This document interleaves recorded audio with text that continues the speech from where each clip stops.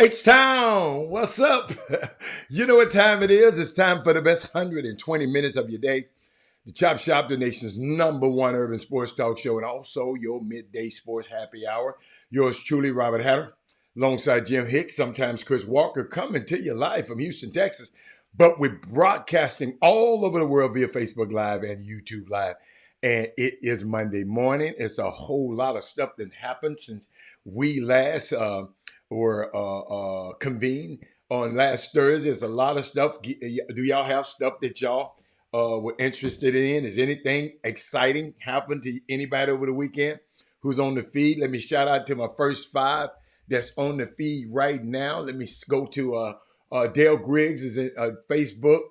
Melvin Dews, Facebook, that is Moody. Barry McDonald, Corey Willis.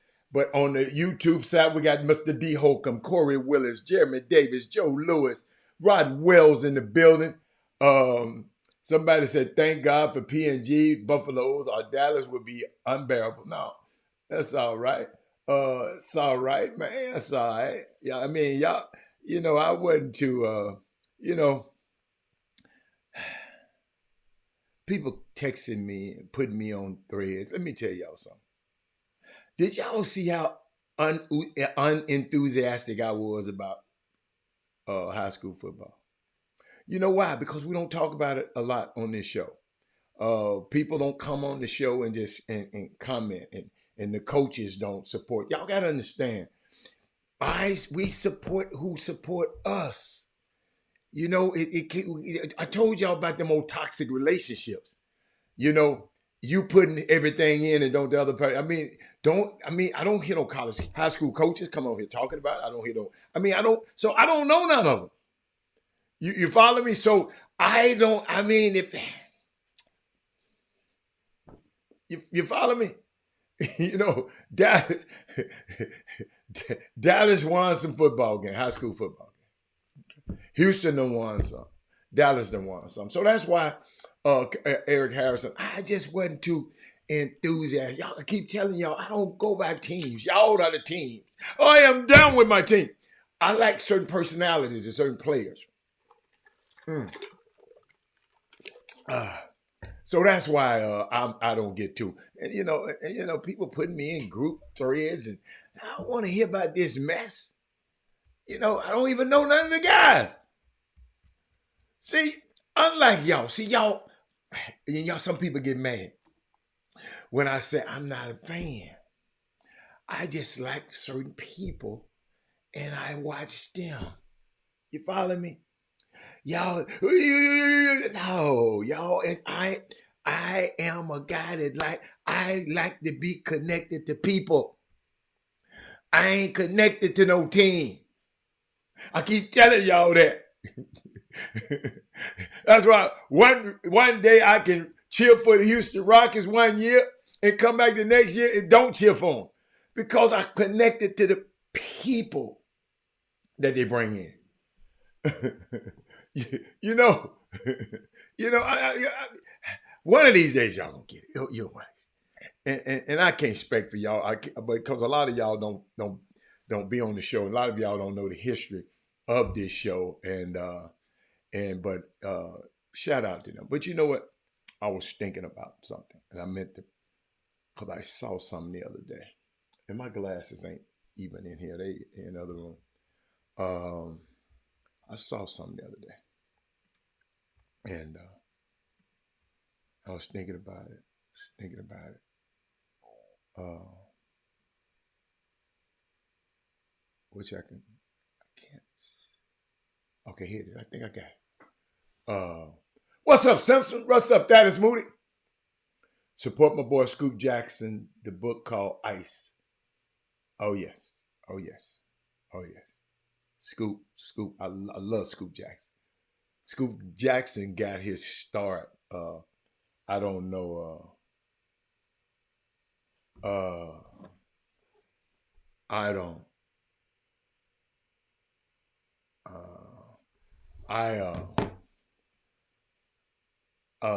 Scoop Jackson, he was with, I think, Slam Magazine. He got his start.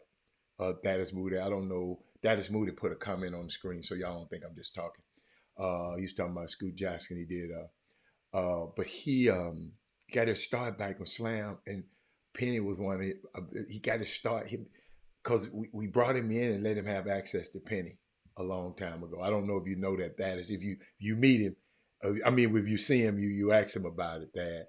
And he happened to be doing a book, Why I Was Born to School by George Gervin, who happened to be another person that I happen to be my love for golf is because of George Gervin, because he's one of the most delightful people to go out on a golf course and play with.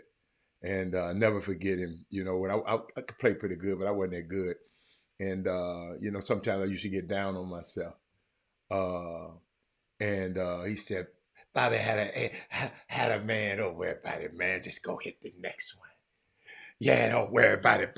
We out here playing golf, man. Everybody else at work, man. Don't worry about it, man. A bad day of golf would beat a good day of work anyway. That's the kind of attitude he brought. If you hit a bad shot, come on, just let's go find it and let's hit the next one. That kind of guy, amazing man. Got John Lucas had his golf tournament not too long ago, and Ice don't go to too many golf tournaments, and I'm learning certain things like that. Him and John Lucas got such a connection. He had to come, and that's what I found out about golf tournaments too. A lot of people that come for you, but they won't come for everybody else, and I'm finding that out. People talk about what iconic the hook shot was when George he had a finger roll. But anybody can finger. Hey, Josephine, my sister-in-law is in the building. I see her. She said, "Hey, I am doing great." Yes. I never forget Scoop, man. I'll never forget Scoop. He was unbelievable person. Y'all look him up. Thaddeus Moody had put it up on the Scoop Jackson. Started Slam Magazine. I didn't know he started it. I just knew he came, and I think Penny was one of his first interviews, and we gave him full access. See, that's what happens, y'all, when we in positions of power. See, everybody might have not gave Scoop full access the way we did, but I saw a young black man trying to make something happen, and I know the power that I had, the persuasive power, and persuaded Penny to give him the scoop. Once I don't just tell y'all to do something that I don't follow. You know what I'm saying? That's why I was kind of not upset, but just know the mindset I'm dealing with, because So, when somebody asks y'all about a restaurant, the first thing y'all doing is hollering out restaurants that not owned by us. And we got some great restaurants in this city that's owned by people that look like us. And we got one of the best ones are people that support the show that you're watching. But sometimes we don't get it. Sometimes we got to be intentional. Sometimes I think about this, y'all. Scoop Jackson, y'all go look at his history. I ain't know nothing about no damn Slam magazine then. But the young man came and got to talking. I said, okay, you ain't got to say no more. Penny, come here. Let's give him full access. And the rest is history. That young man was able to carve out a niche in this basketball space and doing great things. And now he's in a position where he can write George Gervin's book because of people like us. I just one of these days, I just hope y'all get it. Because a lot of people ain't going to get it. I just hope y'all get it. Eric Harris, do you understand what I'm saying? Melvin Dukes, because when y'all don't say nothing, I just be thinking y'all just be over there. Well, I ain't helping nobody. What? I mean, for real. Do y'all understand the power? That's why I tell these kids, when you, my seat keep messing up. When you keep going off and, like if you have that's why I love Xavier Willard and his family. He said, I can announce, y'all don't know what's going on with my seat right here. I can announce where I'm going on any platform. I can go and do it on mine, like some of these players do. But I'm going to go to the brothers who've been covering me and been talking about me all the time.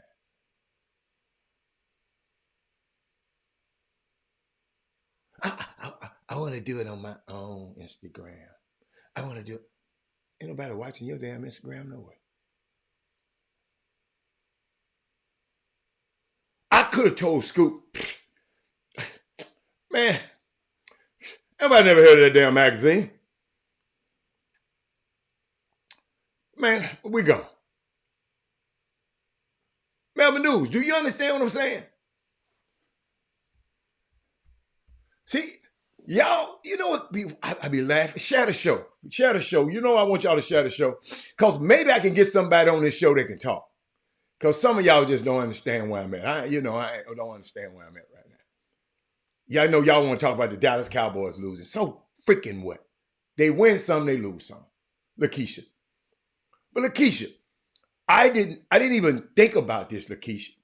I didn't even plan this. This is the dynamics of this show. Lakeisha, Thaddeus Moody put this up on the screen, right? I didn't know he was going to put this up on the screen. He said, Chop Shop, please support my brother Scoop Jackson. The book called Ice, why I was born to school. The George Gervin, right? Young man wrote this book. But guess what? Dale Griggs, Eric Boone. That same young man who was writing George Gervin's book wrote that book right there. I met him when he was starting his magazine. Gary Carter. I met this young man.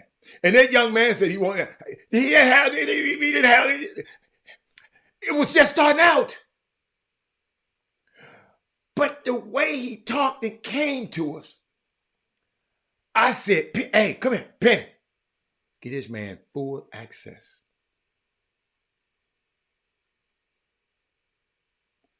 Penny gave him access. That means Jason Kidd wanted to give him access next year. Everybody wanted to give him access out of there. Because I said, Penny, come on. Eric Boone. I could be like most people around here in this community. He ain't got enough followers for me. He ain't got this for me. He ain't got this. No, we have the power. And we're constantly giving it away. But the interview that I allow my client to give, now look at this status, Moody. Look at this. Look at this. I didn't know this. This is unrehearsed, Gary Carter. I can't get y'all to share the show or hit thumbs up. Scoop Jackson is an award-winning journalist and writer who served. Watch this. Watch. Let me put it back up there, man. Who served? Let me look over here. Who served as a columnist on ESPN, an editor for Slab magazine. He was the author of the 2 previous books, Sole Provider, 30 Years of Nike Basketball in the Game, Not a Game, The Power, Protest, and Politics. What if I don't give him that article? What if I don't give him? Are y'all following me? Chad Growth, when we always trying to give our power to everybody else. Thank you, Thad Moody. Because I never forget that. I didn't think about it. I ain't never brought that up on the show. But that's Thad Moody's brother. Thad Moody, and he probably done told Thaddeus Moody about it. Now he's currently the sports editor of the Chicago Sun-Times. That's why we have to help each other, y'all. I just put that in your pipe, and I know some of y'all still gonna say, I ain't helping none of these.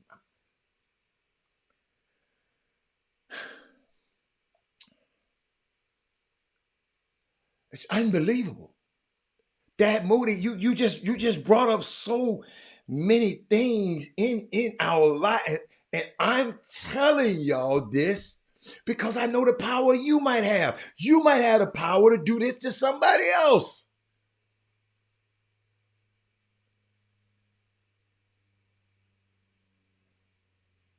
You might have the power to do this to somebody else. And Michael Garcia, I don't want to hear about what Wade Taylor did because you didn't come on here and talk about what he did when Memphis tore his ass a new asshole. You didn't come on here talking about Wade Taylor then. You didn't come over here after that Houston when Memphis won. See how selective y'all are?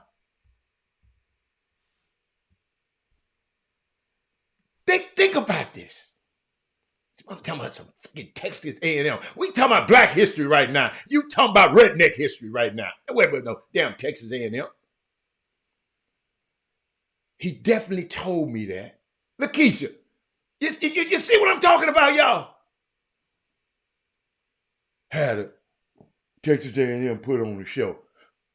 You ain't say that when he didn't put on the show. You know what? I'm getting tired of y'all because I'm watching stuff. I'm watching stuff in this community.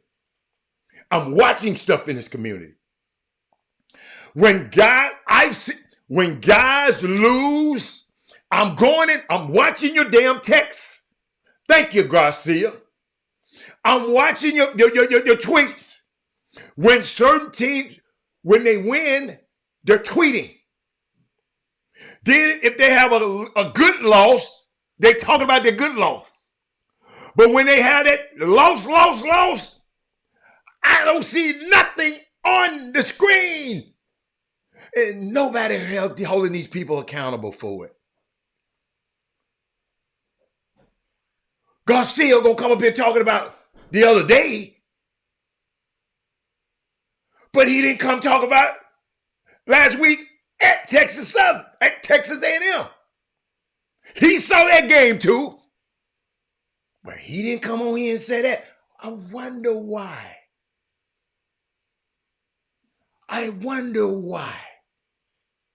Make you say, like Arsenio all used to do. Oh, I'm here today, y'all. Yeah. I'm here today. Let me give me some water. I'm ready today. But something was bothering me the other day. Because, just talking to people and talk. Okay. Well, go Google it. since you missed it. Since you missed Memphis coming into College Station and beating the brakes off of them, you missed that. Okay, all right. Kevin Drones is in the building. let me tell y'all something. You got kids, you got friends. I saw something for it.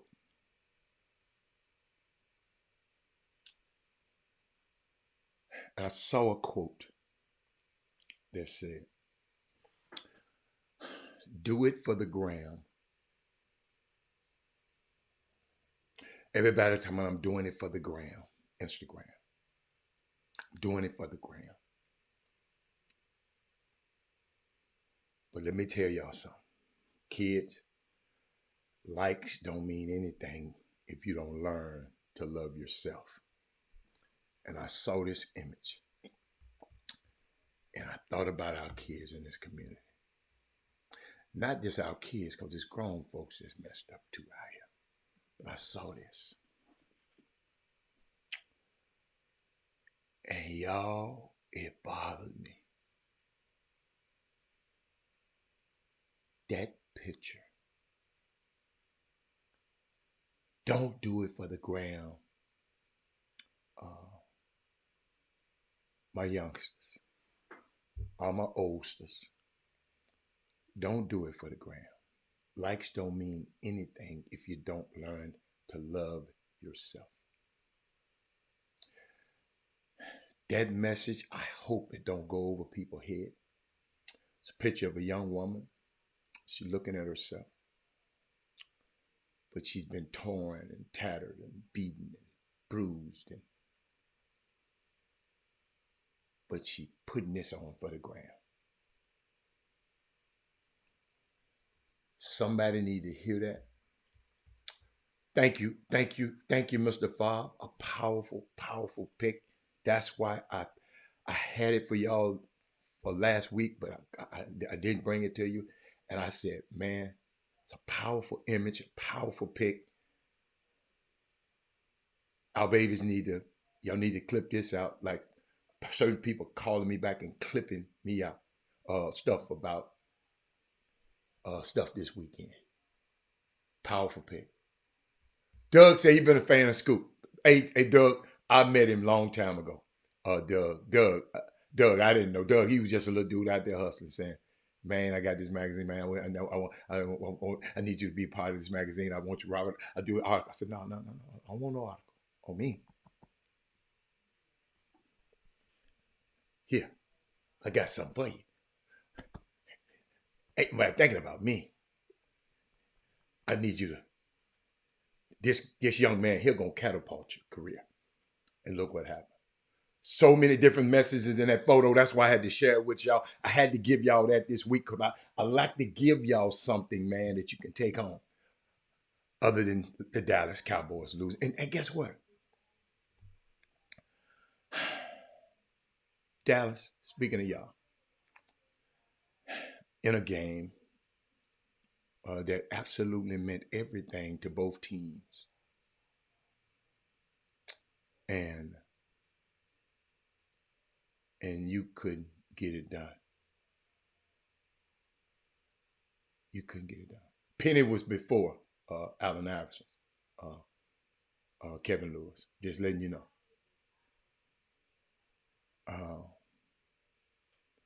He probably don't do the Penny interview. Probably when he got a chance to do Allen Iverson interview. FAMU national champion. Shout out to them. Thank you.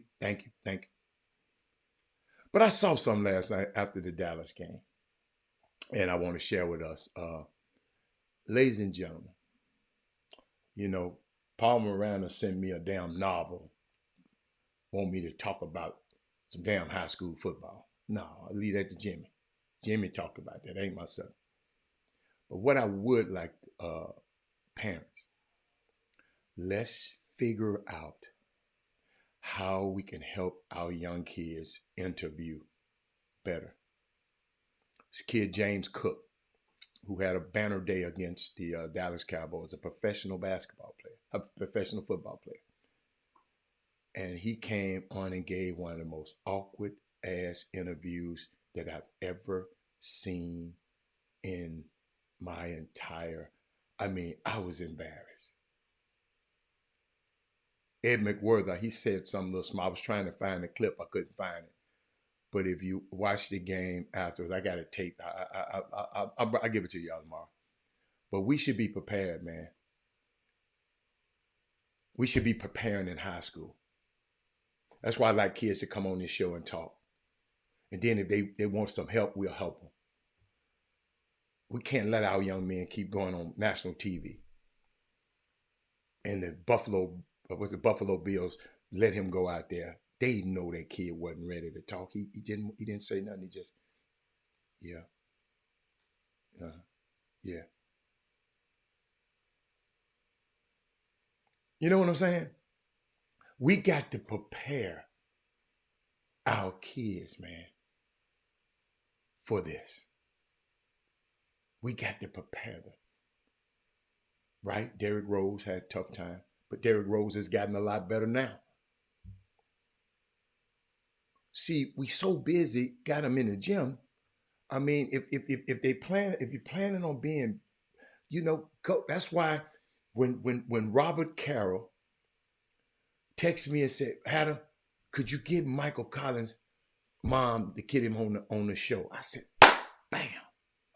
Because what? I want Michael to have practice being interviewed. That's what he said. Thank you, big coach. Big coach. Boy, I love you, man. This what Ed McWhirter, it was so awkward. Ed McWhirter said, your legs run faster than your mouth. Because the dude wasn't saying nothing. The man was asking the man questions. He acted like he didn't understand what the man was saying. Yo, we got to prepare our kids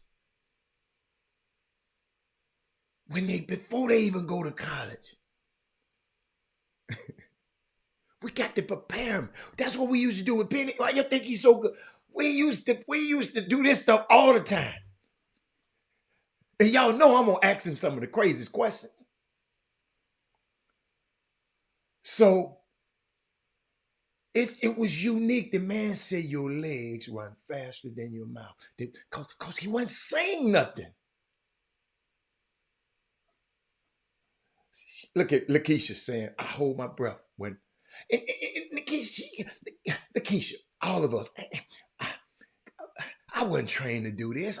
I can't believe I'm sitting up here talking to y'all like this every day. I wouldn't have never thought I would be ever. But what I did, I got a connection coach to help me connect with my audience. We have got to start investing in other things than a workout. Okay? Are we done? We got to invest. We can't let our kids get all the way up there and don't know what the hell they're talking about. So he done went through college and ain't nobody said nothing about it. His mama, dad, I bet he got a girlfriend and her ass. So that's who I'm blaming. Because she laying up with him all the time. Yeah, baby, let's practice. Baby, you hear your microphone. Get your karaoke. Y'all probably get your karaoke microphone. Put him in front. Just talk. So he can get used to having a microphone in front of his face. Lakeisha, I mean, shout out to the Texans. They won again. So proud of them. The Houston Texans, man, had the last laugh of beating the Titans, who were wearing the Oilers throwback units as soon as they played the Texans.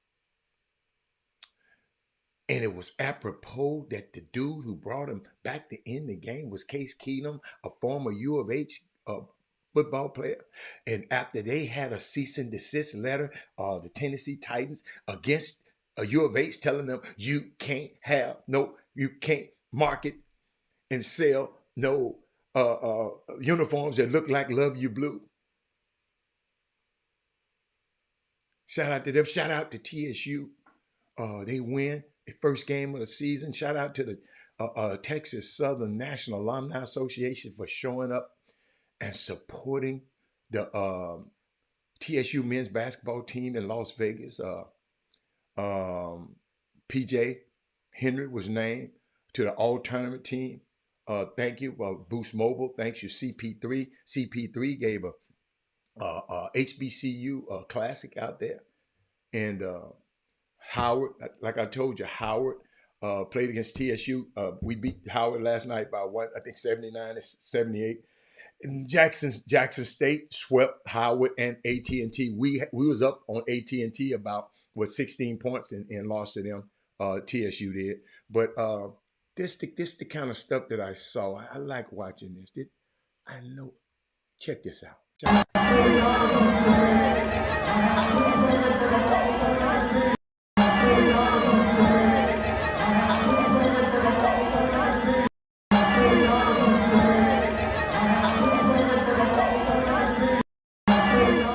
You got what made them kids feel that good?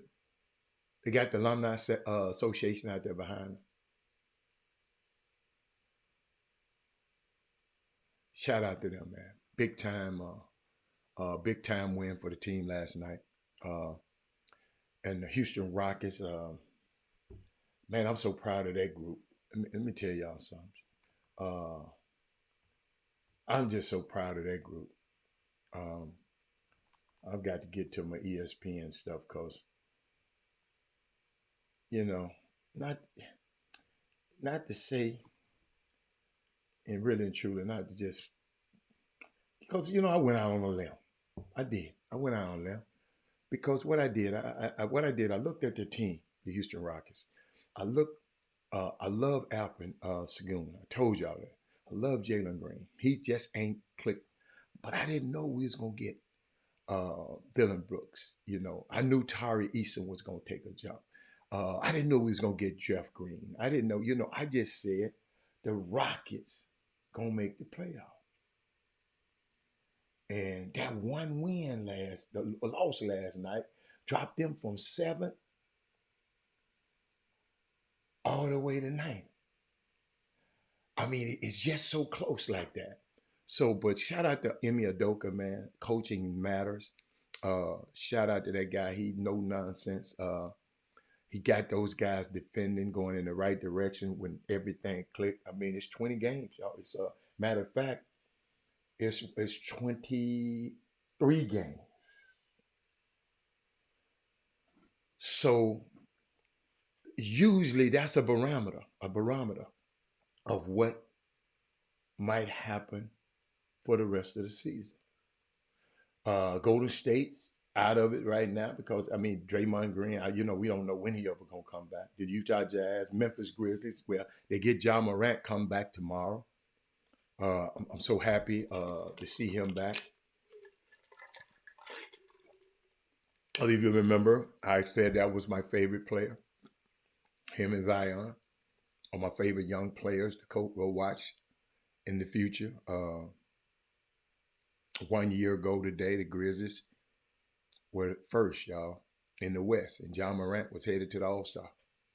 All-NBA repeat. And then the troubles came. Just a year ago today, they was first in the West. And you remember he talking about, oh, we got the West. We worry about the East. I remember he said that. The road back for Ja Morant might be as long, but the journey begins tomorrow. And at least one thing, I mean, you know, I just, you know, I'm just so glad the young man has a chance to come back and prove himself. And, but then I sit here, I got to talk about this too. I see this young man, Chance Comanche, G League player, playing with the Stockton team. The Stockton team is the minor league team for the Sacramento Kings, who had one NBA appearance with Portland before. Him and his girlfriend faces open murder charges for killing a 23-year-old woman in Las Vegas, and the remains of her body is located in the desert area in Henderson. Young ladies, I can't tell you what to do. I can't tell you who to go out of town and meet. I can't. But all these old new friends, like the little girl who went down to Cancun with people who she thought were her friends, and she came back in a box. Young ladies, and young men, y'all be careful out here, man. These people are sicker and sicker than ever. Now, you don't know their agendas. You meet them online. You meet them on Instagram. Man, some of these people are crazy. Let me tell you something. I don't see how people even, man, you be scared to even meet people. You never know. You know what I'm saying? So our young people, it's a young man playing in the G League, and him and his girlfriend, a 27, she's 19.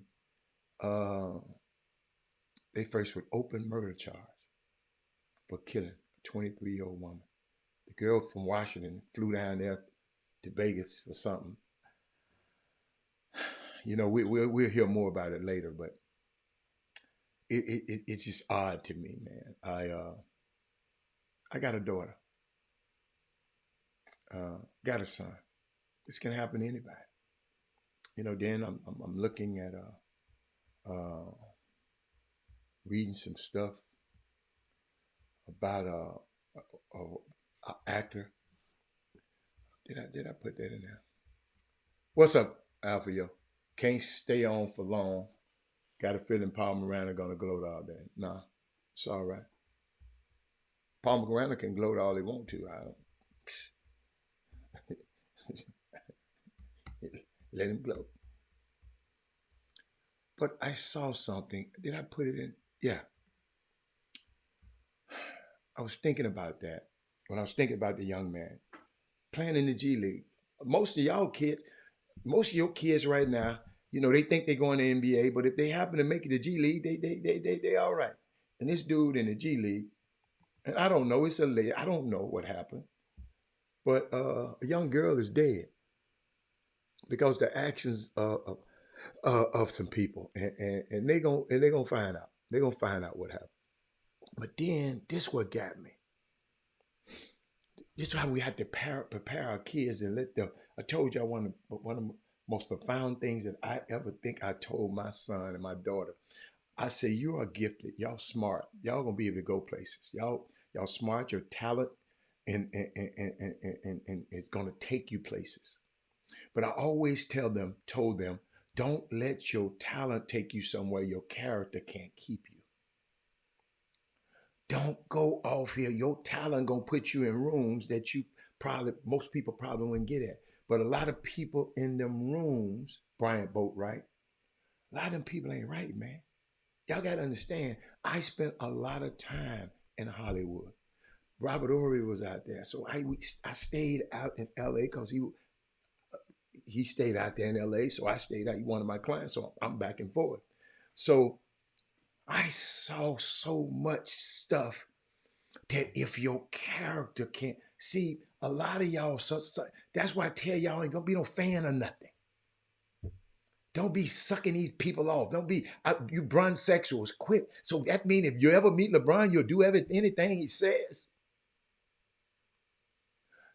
It scares me how people be so wrapped up in fandom that they'll do anything. Christian Keys, this actor, when I play a picture of him, you're gonna know what I'm talking about.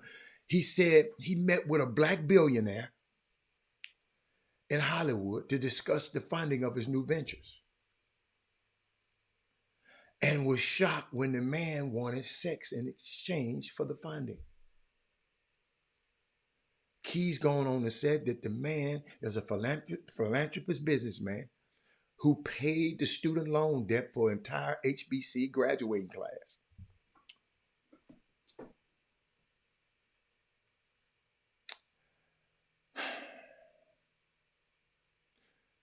People know these actors are struggling. People know these models are struggling. Young women, young men. When you go to these places,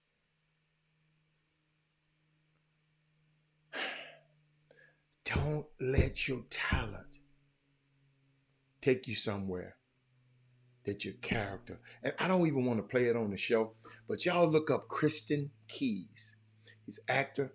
One of my favorite shows. He got all the Queen's Men on BET, and he just talked about the fruity nature of it's stuff like Puffy and P Diddy and all of this. It's a lot of stuff about to come out, y'all, about Hollywood, about some of them people that y'all really love and say, I can't believe it.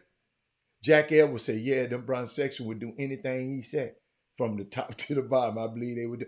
Jackie, I'm serious. Jackie, we got to quit being, y'all celebrity, y'all. If a celebrity said y'all jump off a building. They got some people called the Swifties. If Taylor Swift tell them to, and I know what the Beehive would do. Don't.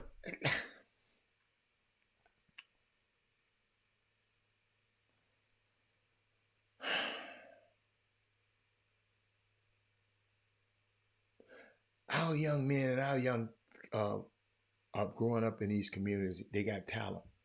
See, all of our kids ain't gonna be basketball players. Some of them gonna be film writers. Some of them want to be actors. Some of our girls want to be models. But they got dudes like Harvey Weinstein and these guys preying on them. What's the dude, the newsman up there? Matt Lauer. Your daughter go to work for NBC and love to I'm just glad to be here. This is my dream job.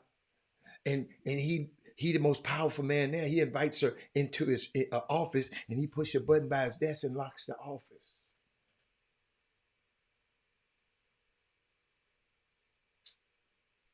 Folks selling themselves to make it happen should never be as much as a thank you. Never. Never. Y'all, this stuff is real. We got people in powerful positions in this city that do that. It's a public service announcement, man. I don't want y'all to be caught up. He said, I heard that 90% of the women that get they start in Hollywood position had to do something they didn't want. Absolutely. With old nasty ass men. Yes, Jackie. That's when my daughter went out there. I told her, I got you. You go into Hollywood, you go whatever you want to do. I got you. I got you. Oh my God, there is not one celebrity that I realized that I ever like or even like, and that's strong.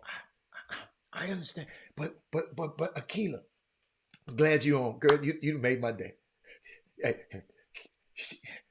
y'all, we finna shut the show down. But Keela, but what if you in this position? You know what, Keela, you made me play the tape. I wasn't gonna play it.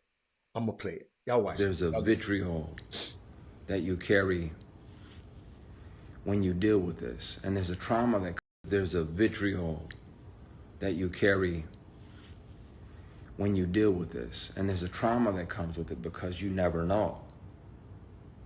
Like, okay, is this meeting legit? Or is this some bullshit?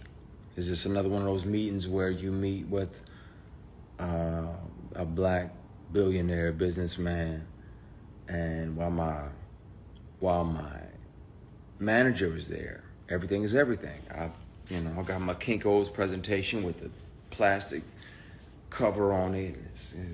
I paid good money on this, good money. I'm running it down like you can invest in this, that, and the other. As soon as my manager leaves, he moves it into a conference room. And I'm like, okay, what's the conference room? Nothing sketchy about this. Didn't realize that the doors on the side of the conference room right there led into his suite. So about 8 or 10 minutes, I'm nervous and motherfucker. I'm like, okay, what the fuck? What is, okay, you changing? You got to use the bathroom. It's a number 2. Cool. He comes back in silk pajamas, silk robe, right as they're delivering strawberries and champagne like this is Pretty Woman or a fucking date.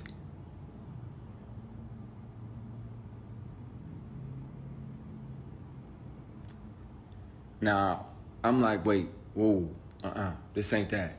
This, I'm not him. And this. Y'all, every time I listen to that, it's chilling.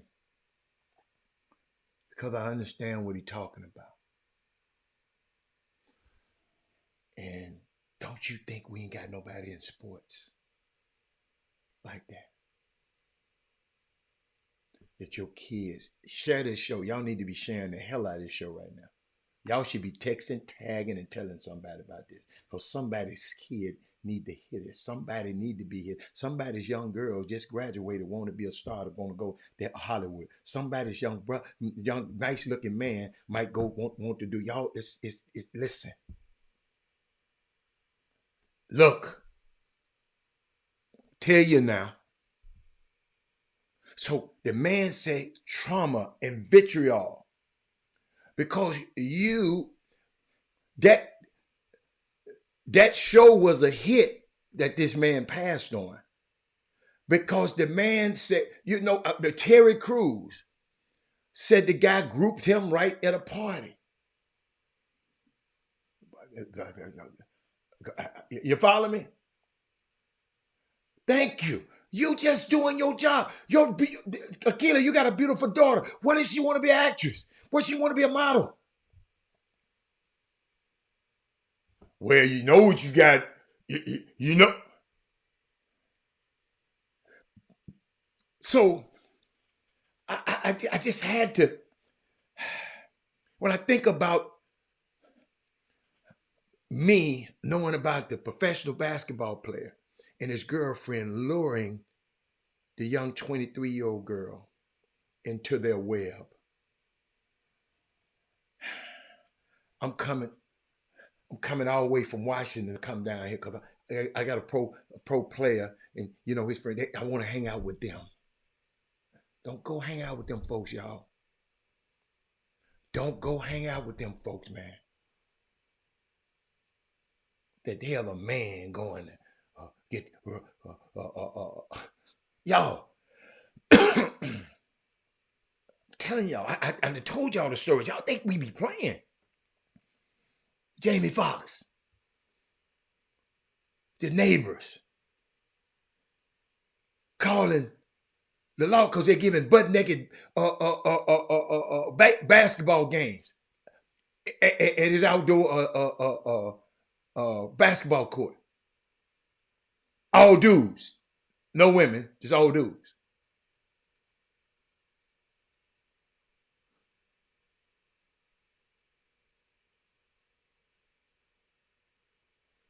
And just wait till this stuff with P. Diddy. That's why P. Diddy paid that girl off so fast.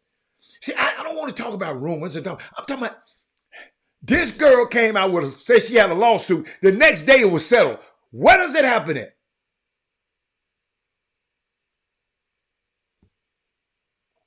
Robert Kelly. They're sick.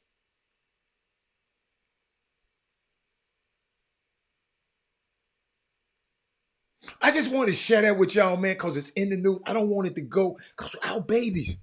We got some brilliant young people coming up in our ranks. Some of y'all nieces, some of y'all nephews, some of y'all cousins, some of y'all. We got some brilliant young. We just want to have them prepared. Look now, this might happen. Now, you go listen, all we can do is prepare them for the fight. Show them how to block the punch, show them how to duck, and even show them how to brace their chin in case you take a punch, which I don't want them to do. I don't want you taking no punches. And Lakeisha said, what I feel bad about these young folks accept the fact that it's no. Yes. Oh my God. And it's not normal behavior.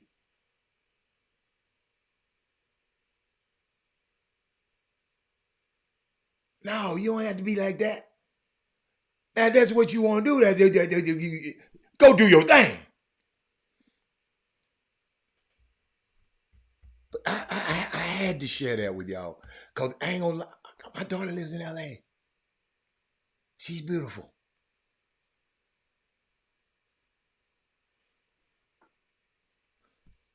Baby, don't let your talent take you nowhere. It's your character. Can't keep you. Trying to see where we go next. Got so much stuff. Oh my God. It was Paul sent. Oh, I'm not.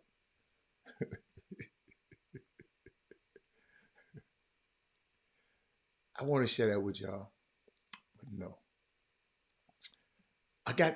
I'm serious. I'm just going through things right now and see what I really want to go. It's powerful statements. I saw something I have heard about. Yeah, I didn't call his name out. You don't know. You need to go listen to Christian Key's whole uh, uh, thing. I mean, he's man, it's chilling. But we'll move on. We'll go. And I want to talk to y'all about something, right? Uh, because I'm watching these kids and I'm watching parents complaining about the high school coaches and complaining and complaining and complaining. Uh, uh,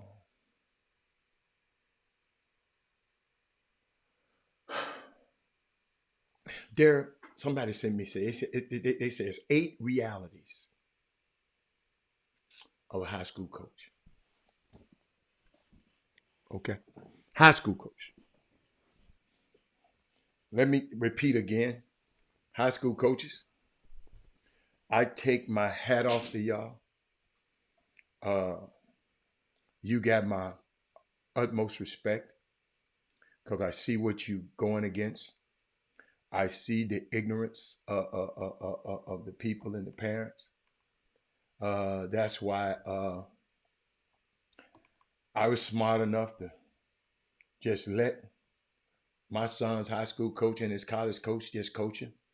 I've never had a conference. I never had a meeting. I never had an email. I never had to send nothing. Dude, that's when Robert, you better treat that coach like you treat, with reverence like you treat me, your mom, and your grandmother. Mother. That's what I tell him. You ain't finna come and talk about me, coach this, coach this, coach this, coach this. At that, he controls your playing time. So you better figure it out, son, how to make it work with him. And somebody sent me this. They said, it's 8 realities. In case you parents don't know, I told y'all need to share this show. Some people need to hear this. Some of these ignorant ass parents out here need to hear this. But high school coaches, being a high school coach, it will consume you. There will be critics. You are not in it for the money. There's no overnight success. You need a supportive spouse. You will not make everybody happy. You can't want it more than the kids, high school coaches. Is it still worth it? Is it still worth it? One of the best scenes ever seen, high school, encapsulate the purpose of coaches. Mamas and daddies with y'all, and I got to play this scene because watching this movie and watching this, I'm thinking about these high school coaches and the stuff, the parents in video getting suspended because your kids are doing other crazy stuff. It's a whole lot of stuff getting fired.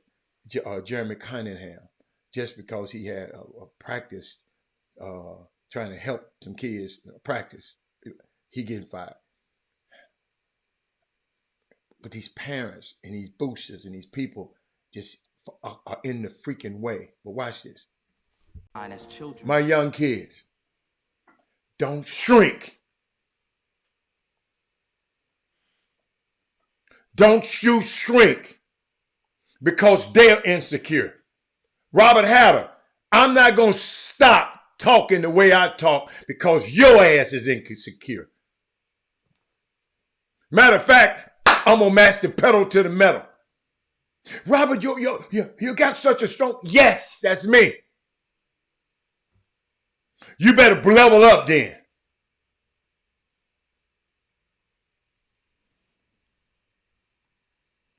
Somebody told me that one time.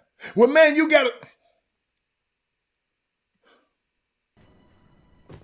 Our deepest fear is not that we are inadequate. Our deepest fear is that we are... High school coaches.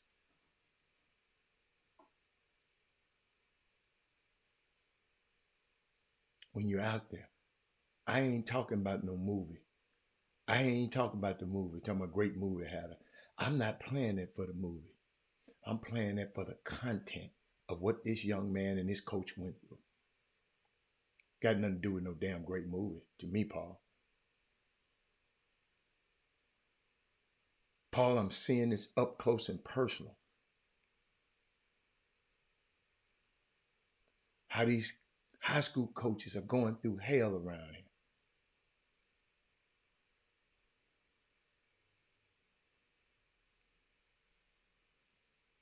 Then you got kids can't even play the damn high school season without summer coaches and summer people calling them, talking about, come, let's play on this team, and come play on this team, and come play on this team, and come play on this team, and come play on, I need you to commit right now. If you ain't, I'm moving.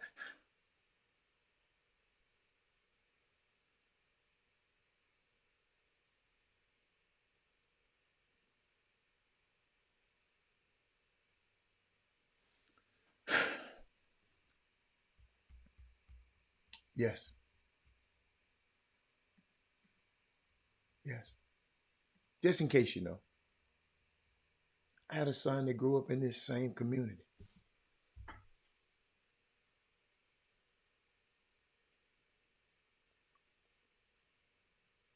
Same community, man. My son had to go through the same stuff.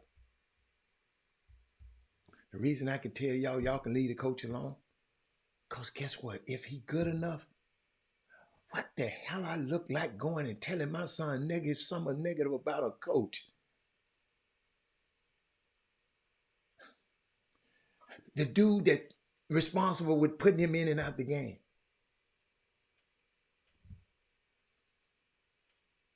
I saw a play the other day. I don't know the kid's name. Maybe y'all know the kid's name. But I saw this play. I think it's high school. Did I please let me know? I hope I got it.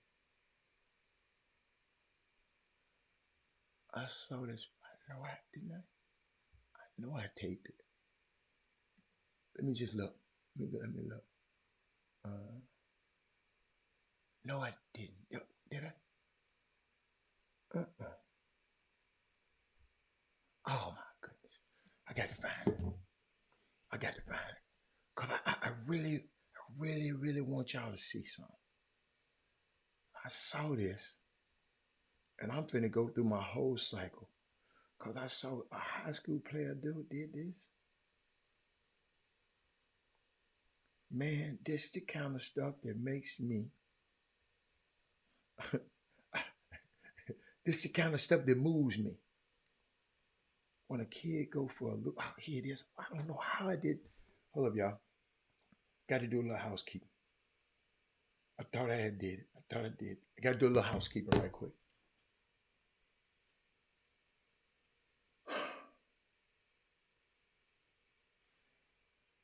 We got to be better example out here, Alfio.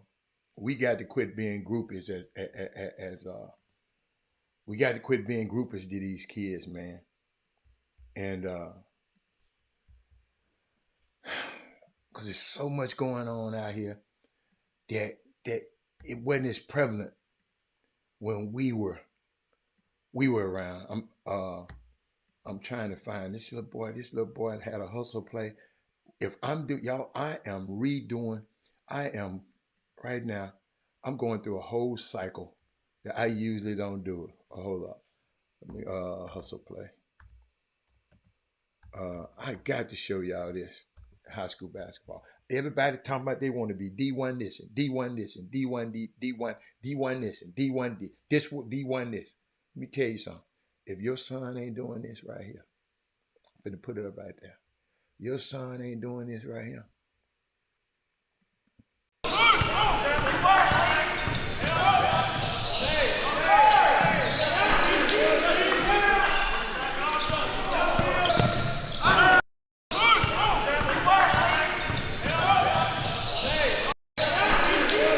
Hold on.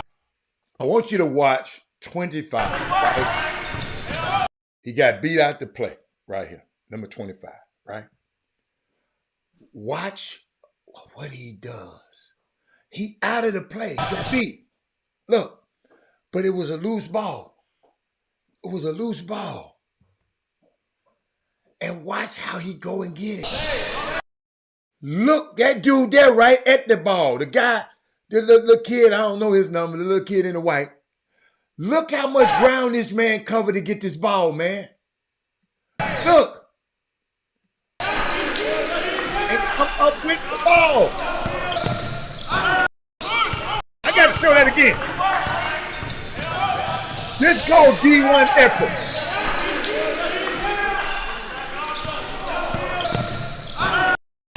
If you wondering why Lil Johnny ain't playing, watch. Look what 25 is. Watch out. He took off the running. He said, it's 10 of us out there. It ain't but one basketball, but I got to go get it. And look what he did. Look. Come up with it.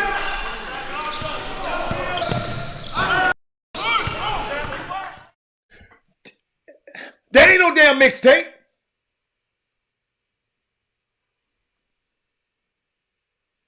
That ain't no mixtape. If I knew nothing else about this kid, he make me want to go watch him play again. But guess what? Whoever the young man is, young fella, that right there translate to college. You remember I keep telling y'all, my baby had 30 pounds last night. I used to do it, ladies and gentlemen. Big coach. I tell the coach, Robert had 35 last night. Robert had 36. Get what they said. How many was college baskets? So when I go and whistle that thing down, he ain't got but 15. Zion Pipkins. Hey, that wasn't a 50-50 ball, Mike. See? That was a 70, a 80-20 ball. Because the other guy was closer to the ball than he was. That wasn't no damn 50-50 ball. See, I'm finna show y'all how I see the game. Cause somebody called somebody and told a friend of mine, what does he mean by he see the game different from a... Mother, these people will have something to complain about. I didn't say that. I see the game better and different, or better than you. I said I see it different. But what does he mean? Because you are you, whoever that was, and I'm me. You see, Kevin Lewis see the game different from me. Michael Jordan, big coach, see the game different from me. I didn't say I saw the game better, but somebody told, what do he mean by that? God damn it. Soft ass people in this damn community.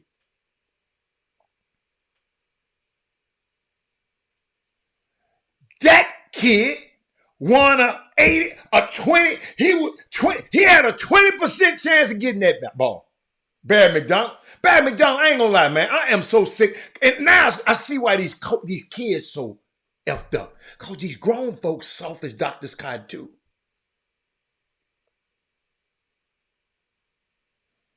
I ain't never seen this kid. I don't even remember this kid. But that kid right there, talking about, well, I'm out of Facebook jail. I got a question. Because this ain't cute to me. This ain't cute to me. What do you have to do to get in Facebook jail? Just running your damn mouth too much? What do you have to do? Walter, it's not my favorite statement, Walter. Walter, I've been at a game, Walter. Walter, I was at a game the other night and just sitting here hearing people talk about a kid. And I'm saying, Walter, let me tell y'all something. Let me tell y'all something right now. I went to a game the other day. Okay? Thank God I didn't let nobody tell me who nobody was. I just went to the game and watched. But at halftime, somebody walked in, a friend of mine walked in. Man, how's so-and-so doing? He's supposed to be one of the best players. I said, what? What? I see the game different.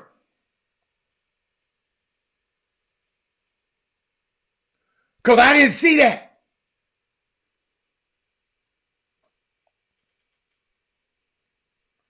I go to a game. Paul Miranda gonna see the game different from the way because of his experiences. I'm gonna see the game different because of my experiences. Let me repeat that. Whoever that don't understand this, because somebody, they didn't tell me your name, they just said you didn't understand what I mean. I got a different experience from you. Paul got a different experience from me. Walter Yates done coached high school basketball. His daddy was a legendary coach. He gonna have experiences that I can't have because I ain't never coached on high school basketball. And my daddy wasn't a coach. So Walter Yates gonna have a different experience than me. You follow me? Not to say, hold up, before I go, we're going to get back to this because I got to finish this. Hold up. But I got to talk to my people right quick. Hold up.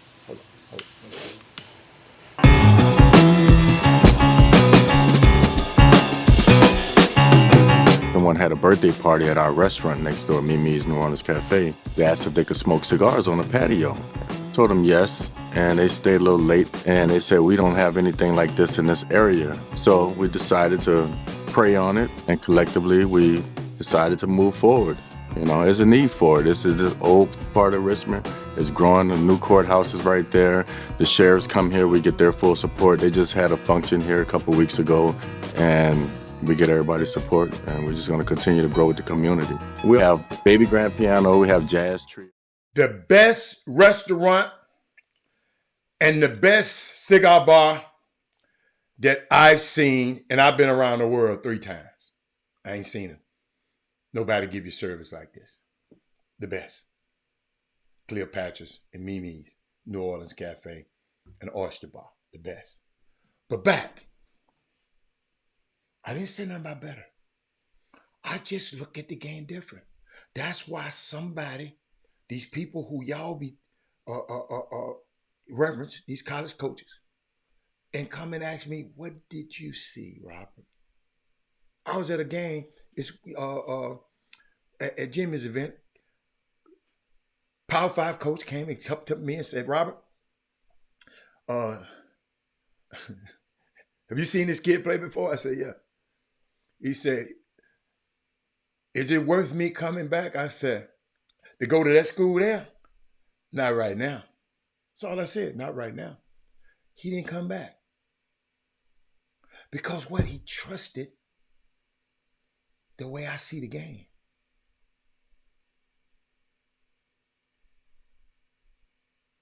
Coach called me said, what do you think about Chris McDermott? Right here while I'm on the show.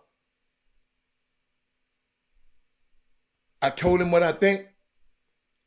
The next day before the show came on, Chris McDermott was offered Division I scholarship to one of the top 25 teams in the country.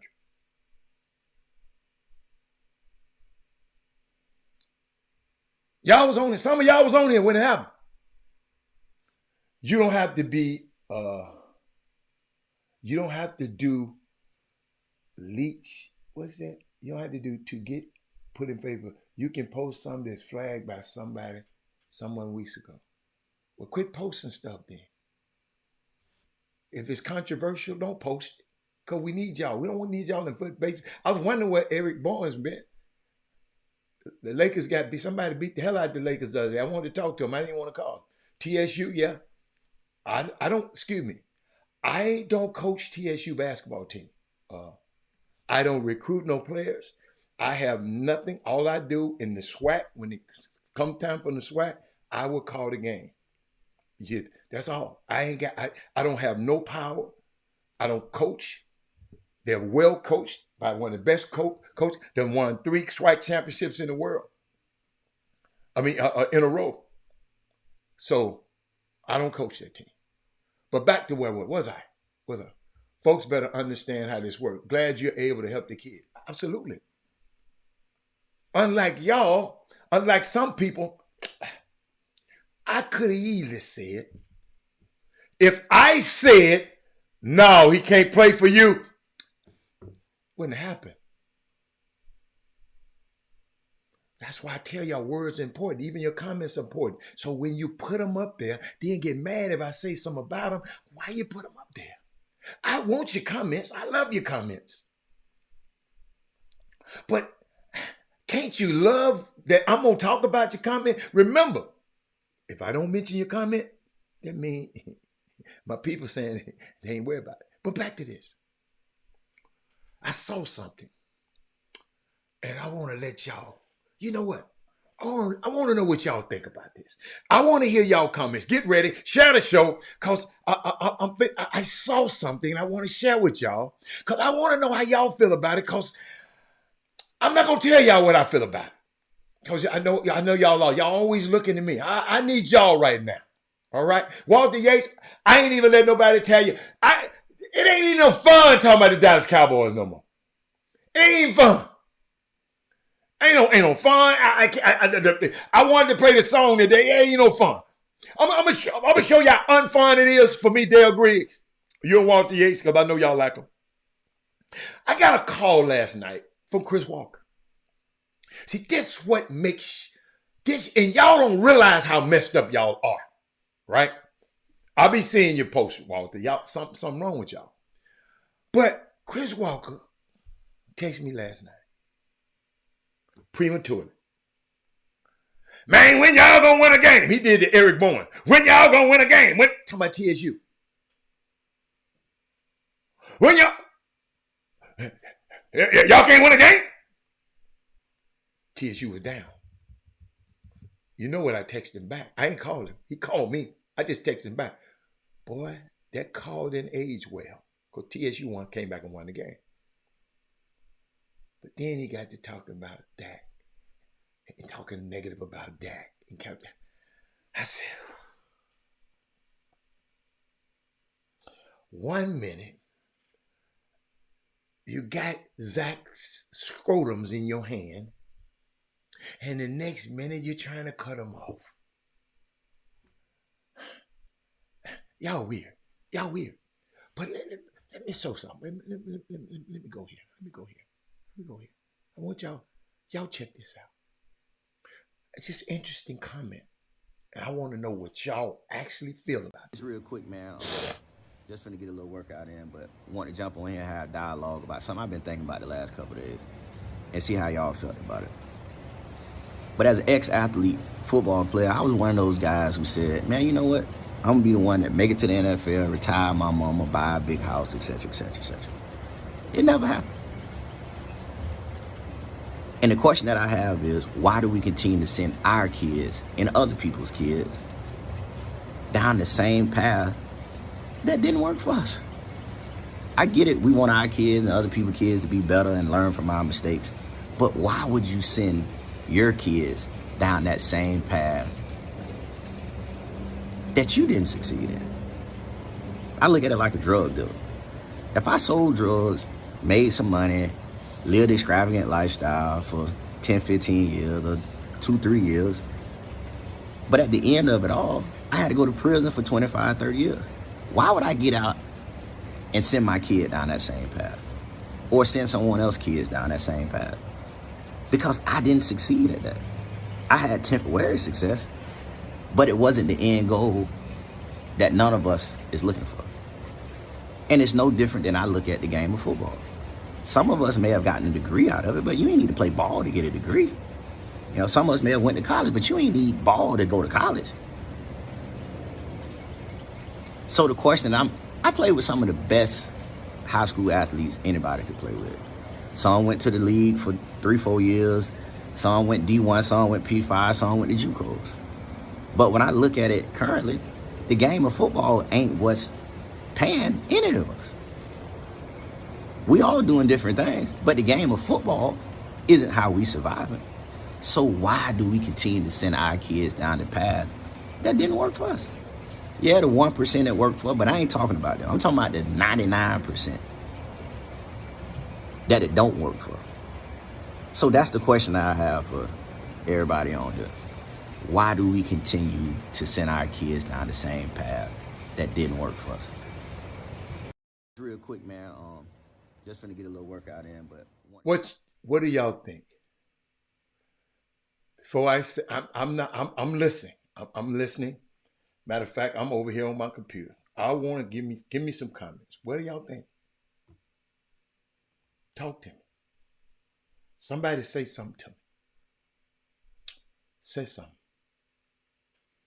The fear of the unknown. They don't want to send their kids on a route they know nothing about. It's a bond for some wrong and right. I don't understand that one. I don't understand that one, Melvin do. Melvin do, put your drink down and let us know. She says he's on point.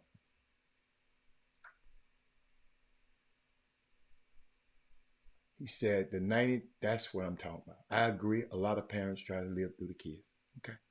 I like y'all. I'm gonna give y'all some comments that I saw on the thread in a minute. I pushed education first for my high school extracurricular that fall in second place. Keep going, keep going, keep going, keep going. I think it was unique take. I think it was a unique take. But guess what? I got takes from both sides, and I'm gonna play something from both sides. That's a great question. I tried to encourage mine to use all this talent, but Dad kept feeding it. No, Dad's supposed to feed it. And I think people remember, I don't mind you playing football. I don't mind you playing basketball. But understand, let's use basketball and not let it use us. Let's use football and not let it use us. If we got the 1%, the ones that make it to the league, the 1%. But yeah, it's a great, I want you to play college basketball. I want you to play as far as you can. That's me. That's just me. Okay? That's all right, Walt. Walt, he was just saying, why do, like, I'm a drug dealer, right? He used a drug dealer. He said, I'm a drug dealer and I sold drugs and I got to do 25 years for selling drugs. I made a good living for 10 years, but then I got to do 25 years over here. But don't want to send my kid down that same path. It didn't work for me. I mean, you know, there's a lot of people go play football in college, basketball in college, and it don't work out. I was at HEB the other day. Dude about 6'8", 6'9". He in there working. Nothing wrong with it. But I know he played somewhere. He looked like one. Because I didn't work out for you doesn't mean it won't work out for somebody else. I understand that. But I understand that too. Just because, but guess what? But most people it don't work out for. Big coach. I'm just lucky to be around and be in a business where I serve the 1%. But it's a whole lot of the dudes that I was trying to recruit, they didn't make it. Big coach. Most of them. Y'all remember David Vaughn, Cedric Henderson, and all them people who went to school with Penny and all them people? Y'all don't even hear about them no more. Lorenzen Wright had all the money in the world.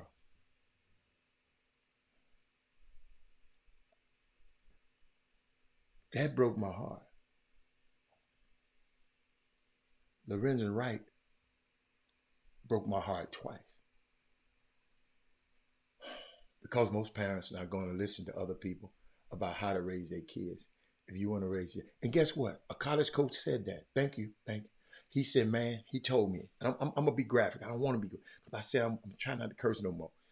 But he said, man, these parents got a right to F their kids' life up if they want to. These parents have a right to do it. A college coach told me that. He said, man, you can't tell these parents. They got a right to F their kids' life up. That's their right. Failure is a part of the process before becoming successful. That ain't what he's talking about. See, I don't think y'all listen. Russell Hubbard. He didn't say nothing about failure being part of the process. That wasn't what he was talking about. That wasn't. He talking about you people around here thinking your kid finna go to the NFL. And you're not preparing them that don't but 1% go.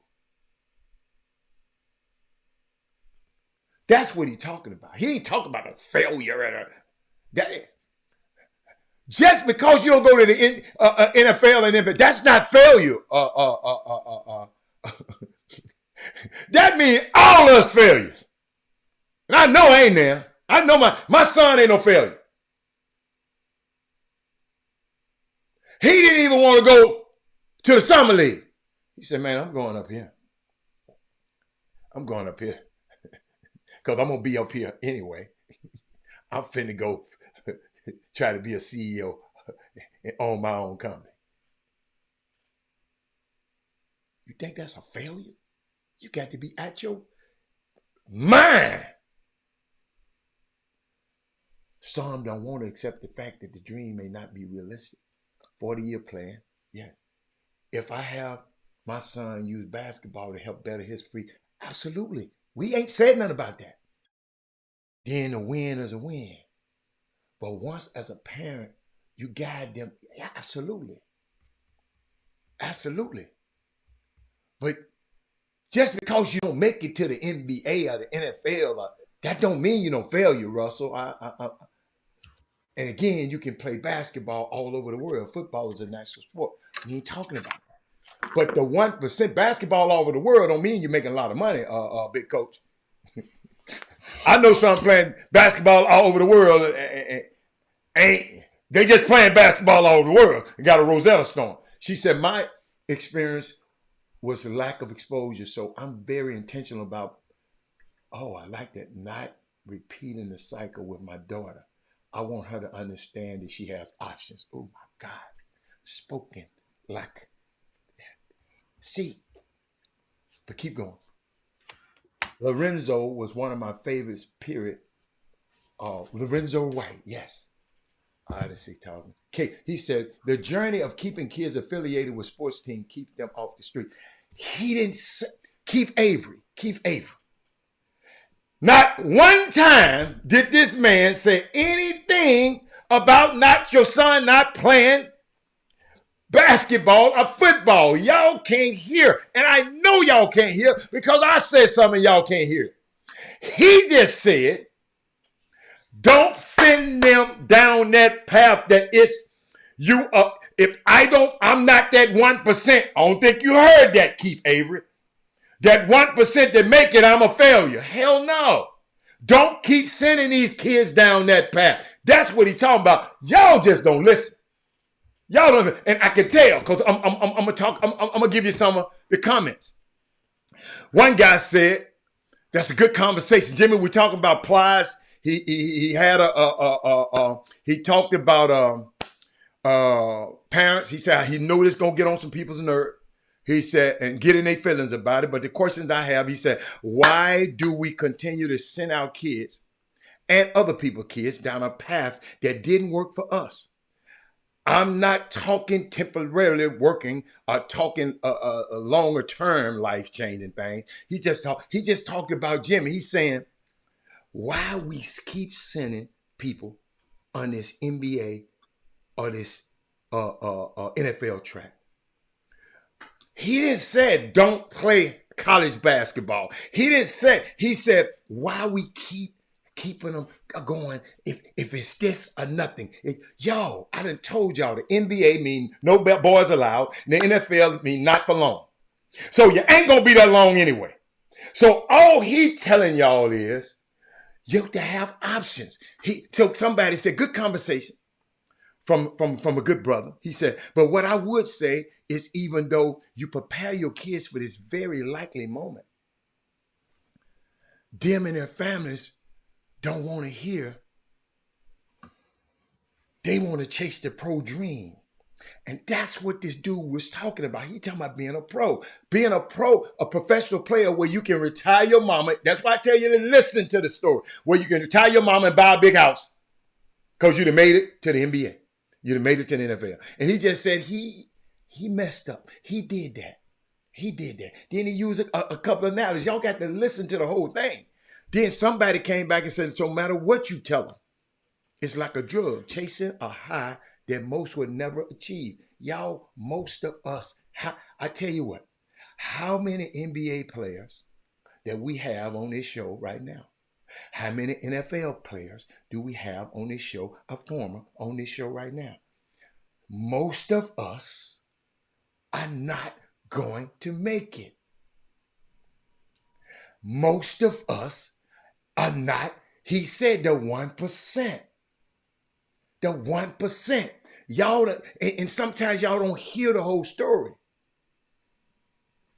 He just said, don't keep sending. And then people get back and forth about it. You know, like one guy said, we send our kids down that path of opportunities, period. You're supposed to.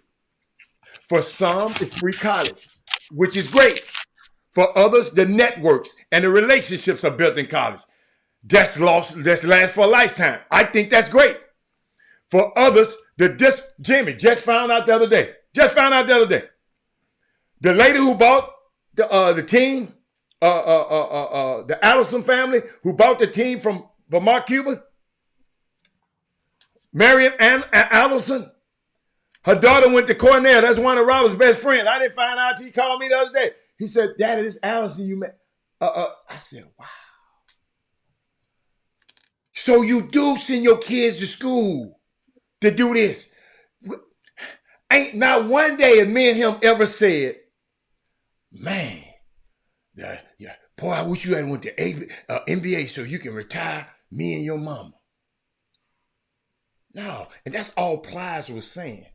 Plies saying, why are we sending your kids, everybody's kids, down this path that think they finna go to the NFL or the NBA?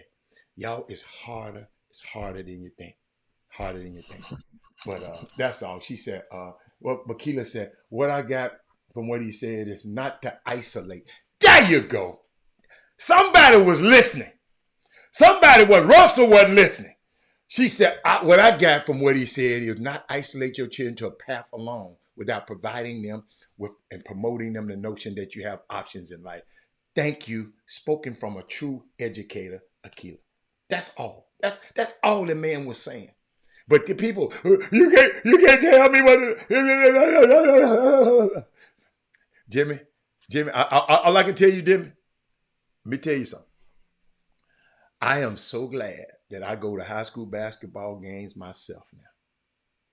Because I will never depend on nobody out here to tell me who good or not. I'm going to see them myself. I'm sorry, y'all. I done gave y'all all of this time, but I'm sitting there in a gym and watching a kid play. And then at halftime, somebody come tell me, well, that's so-and-so, so-and-so. I said, well, I don't know either. Cause he didn't. I couldn't tell he was who you saying he is. But then somebody said, but somebody told me, I don't know who he is. Somebody told me he might have a red hoodie on. Said, ain't no such thing as a bad game in a big game. I mean, somebody, I don't know. Somebody told me that. I don't know who told me that. But it's just so unique, man, that these people can sit and talk and talk and talk and talk. Y'all just be quiet and just let us watch the game. And the good players, cream gonna come to the top. And Jimmy, I encountered some of that over the break, and I just sit there and said, man, it's a crying shame. Y'all doing these kids. I see why these kids ain't ready to compete when they get somewhere. I see why, because so much is given to them. So much is given to them. But that's all. I just wanted to share that. But what you got, man? What's happening? So now you can talk to Paul if you want to about this mess. What do you say? And I'll get off the show. I'll let y'all talk. Oh, I don't want to talk you about say that. get off the show. Yeah, they won't. Man, Well, I mean, dude, this man sent me a damn novel, man. This man sent me a note, a whole damn note. That's, I mean, it's rightfully so. You somebody, the team that He won, should have sent it to you. I didn't care. You told him that I don't give two shits. I like that one. How they don't give two shits about this? And he sent it to me anyway. Yeah, they forget you from Tennessee. You're not from Texas. So the roots of that DFW versus Houston. So DFW takes retains bragging rights in the football sector after beating the 6A classification. They beat North Shore 49-33, and this they meaning Duncanville, and DeSoto.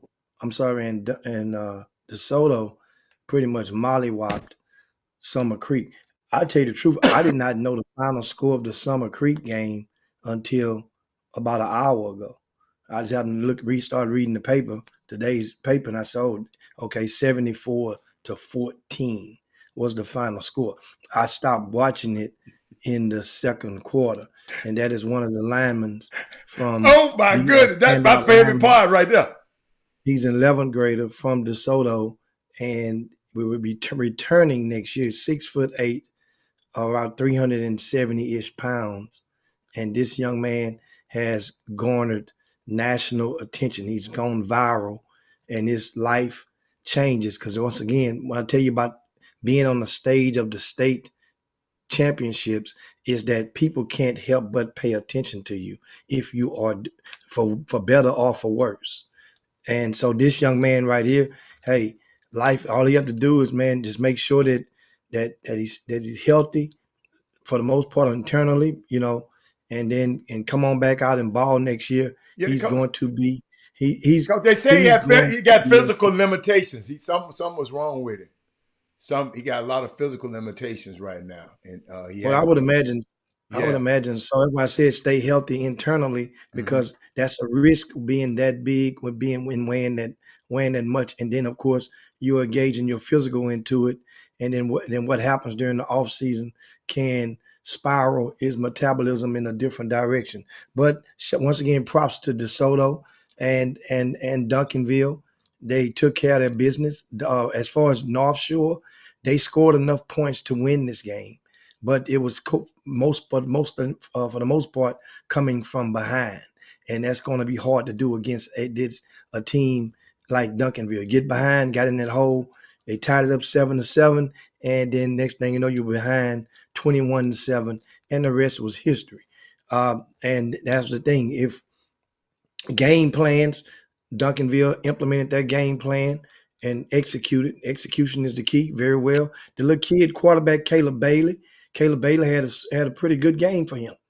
Pretty good game for him. But once again, you're coming from behind. When this kid had a career high rushing, like 140 yards rushing. He had nice numbers. I think he only had 6 incompletions or so. But at the same time, the North Shore defense could not contain Duncanville when most needed. This is a stat on the young man. She need to be on here all the time. Yeah. Yeah. That's on this big fella. So there's Yeah. one thing about it. He's got to be careful on regarding him, and that's the big fella DeSoto. But still, he returns next year being a junior. But like I said, shout out to them. Now, meanwhile, let's go to the 5A. Port Nature's Grove. Shout out to Port Nature's Grove. That's a town that's down about 50 miles or so outside of tips of Houston, and right down in near Beaumont. And Port Nature's Grove took care of business and pulled off the shocker of the entire weekend, and that is dethroning Dallas South Oak Cliff. In that particular game, I hope that you had a picture of that. It did, Jim, hold up. You just made me say something. So DeSoto won, right? And what's Duncanville, right? Jimmy, them suburbs, they own the suburbs, right? DeSoto. Yeah. But Dallas Oak Cliff, the one that's in Dallas, they the one actually got their head tore off by Port Nature. Is that what you explained to me? Okay, all right, okay. Big upset, huge upset, very huge upset. So the Dallas area team, because they be talking about the Houston, and but the Dallas area team got their head tore off. The Dallas ISD. The Dallas ISD team got, but them other ISDs, they okay. I'm just come on. Yeah, and this was the game that DFW felt was the gimme, that was the most viable gimme. They thought would be the all black team versus the predominantly white team. And basically how they said in the stands, y'all don't like, see, one thing about the Chop Shop, we say stuff that y'all want to say, but it just, because many of you would be at risk of losing what your they job. say in the stand. Them white boys whoop them Negroes' ass. That's what they would say in the stand. You gonna let them white boys whoop y'all like that? Them white folks in the stand say, when they got back in the car, we whooped them Negroes. Okay, I got you. That's what you. So okay. Guess what? It is what it is, and you're at home. I'm gonna give you guys, especially you guys that don't live in. Man, Corey Willis said the game was stolen, Jimmy. It shouldn't have been that close. Stop! Don't do that. We're not gonna do that today. It shouldn't have been that close. It should not have been that close for anybody to have a chance to steal it away with a no call. Now, you come on now, get right. It shouldn't have been that close. Here's where the arrogance started with Dallas South Oak Cliff. Wait. First of all, somebody signed off in DISD and approved the purchase of new uniforms that done on the front of them instead of the school name. The Mecca. As most schools do.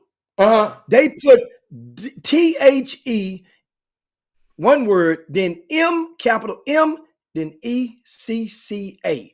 They put the Mecca on the front of their jerseys. What did Mecca mean? Because they ain't no Mecca. What the Mecca? They the Mecca of what? And that ain't the first time I saw that. That ain't the first time I saw that. From this past weekend from a DFW team. Wait a minute. Another team had it. Another team had it on? Yes. Another team had this on.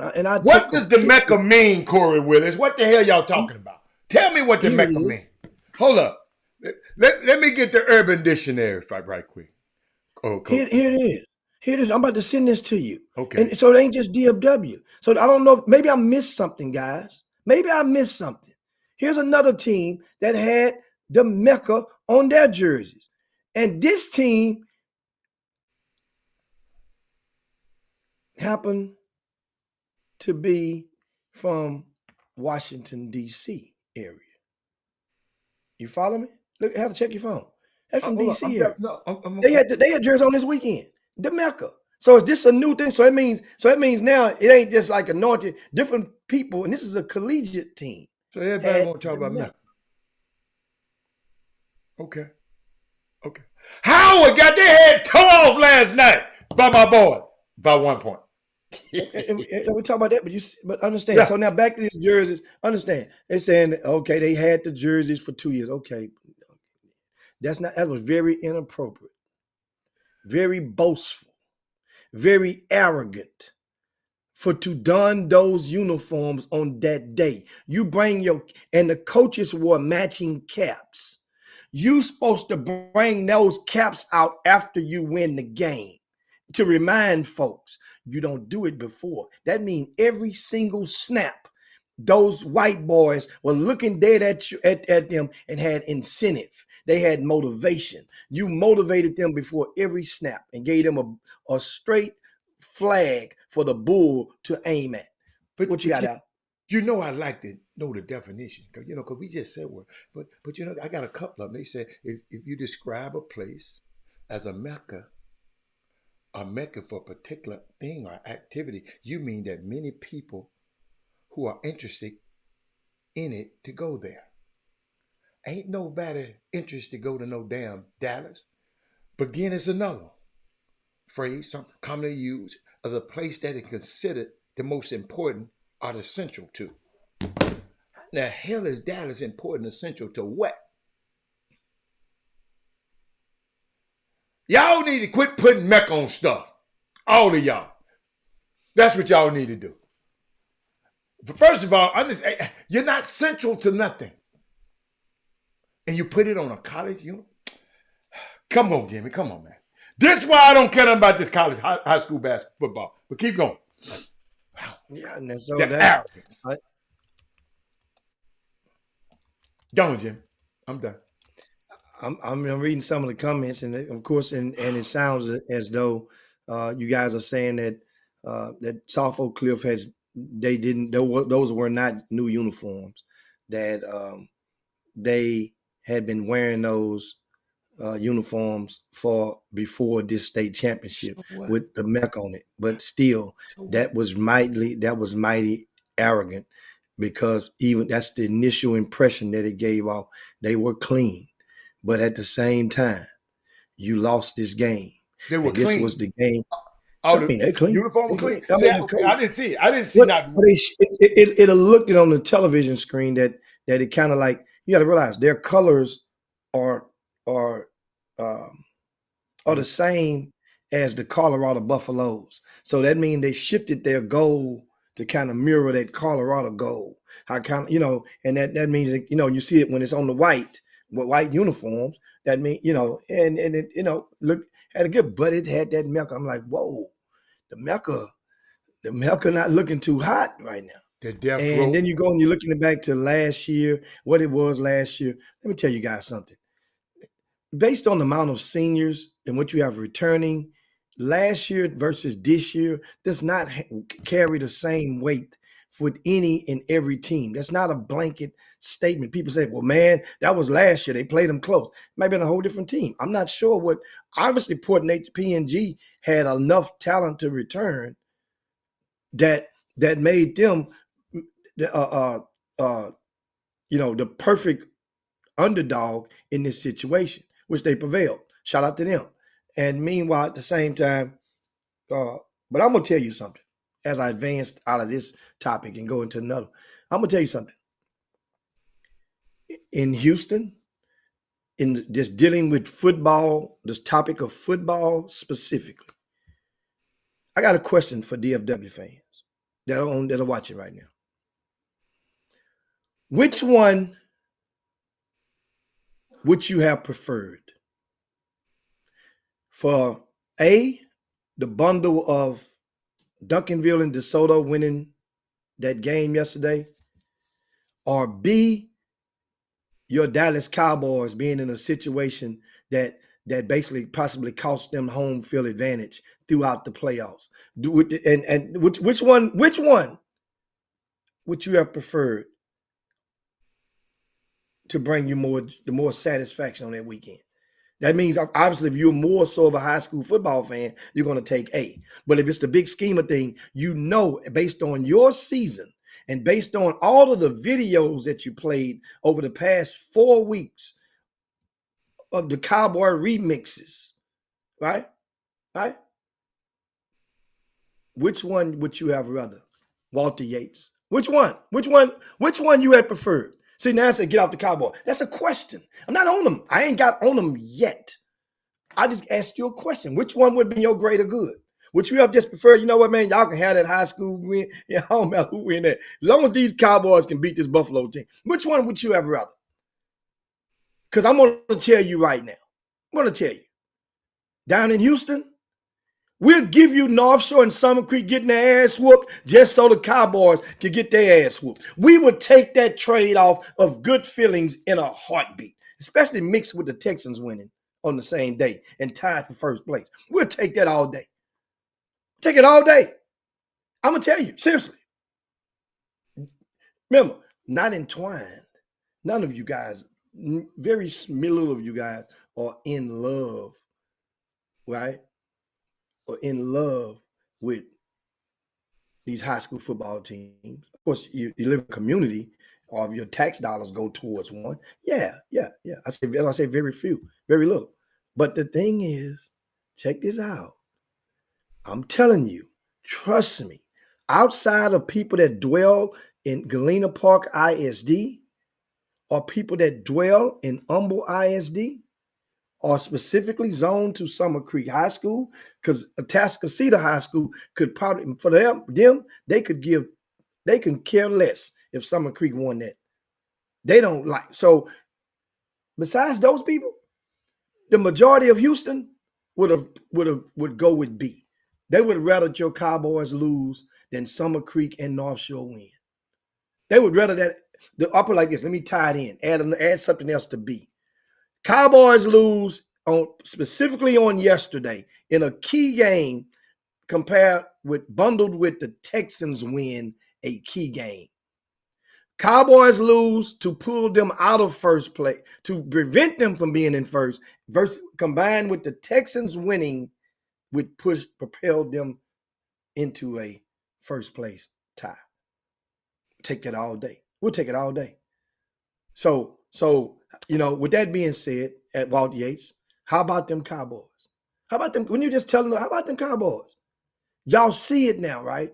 You told us this was something different about them. You said this was we don't get it. You don't understand. They got everything they need. Yeah, they do. While playing and sleeping in their own beds. You guys see some of the difference when I'm telling you about sleeping in your own bed.